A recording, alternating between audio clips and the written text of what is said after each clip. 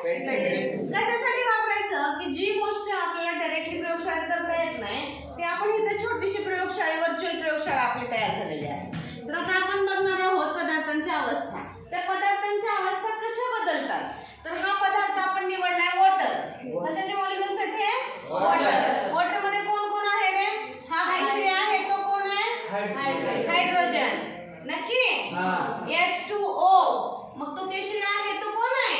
Oxygen. केशरी आहे तो कोण आहे? ऑक्सिजन। आणि पांढरे आहेत ते हायड्रोजन। कारण पाणी तयार होताना H2O दोन हायड्रोजन आहेत आणि एक ऑक्सिजन। आता हा आहे सॉलिड स्टेट मधला बघूया। हा कशामधलं पाणी आपलं सॉलिड स्टेट म्हणजे त्याचं तापमान जवळ आहे, सगळे पार्टिकल जवळ जवळ आहेत। ज्यावेळेस आता मी उष्णता द्यायला सुरू करते बघा लिटरली सी उष्णता द्यायला सुरू झालेली आहे। आता इथं तापमान वाढायला लागलेलं आहे। पार्टिकल्सची मोशन काय व्हायला लागली आहे? फास्ट व्हायला। मॉलिक्युल्स काय व्हायला लागलेत? फिरायला लागले। मॉलिक्युल्स फिरायला लागले बघा। प्रत्येक मॉलिक्युल फिरायला लागले म्हणजे पाणी आता काय व्हायला सुरू होणार आहे? आता उकळायला सुरू होणार आहे। व्हेरी नाईसली बघा आपल्याला सगळा अनुभव दिसायलाय। पार्टिकल्स कसे गोल फिरायले किती डिस्पर्स झालेत बघा। कारण त्यांची काय चालू आहे तिथं बॉइलिंग चालू आहे कारण आपलं हीट देणं चालू आहे, हीट वाढणं पण चालू आहे बघा। इथं वाढाली की नाही?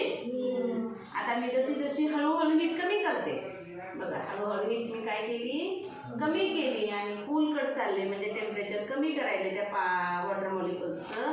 तर तिथं टेम्परेचर खाली येईल। आता टेम्परेचर इज डिक्रीजिंग। कमी व्हायले का? कमी टेम्परेचर इज डिक्रीजिंग। आता पार्टिकल्सला काय होते बघा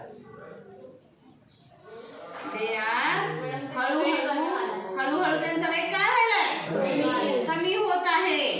त्यांचा वेग कमी होत आहे। रोटेशन त्यांचं कमी व्हायलंय म्हणजे पुन्हा सेटल्स डाऊन होत आहे। पाणी कसलं घेतलं होतं आपण? हे सॉलिड वॉटर घेतलं होतं, स्थायी मधलं पाणी घेतलं होतं बघा। आता फिर से it settles down down down down जवळ जवळ येऊन फिर से ते सेटल्स डाऊन सॉलिड मध्ये गार झालेले आहे। त्यांचा बर्फ पुन्हा झालेला आहे।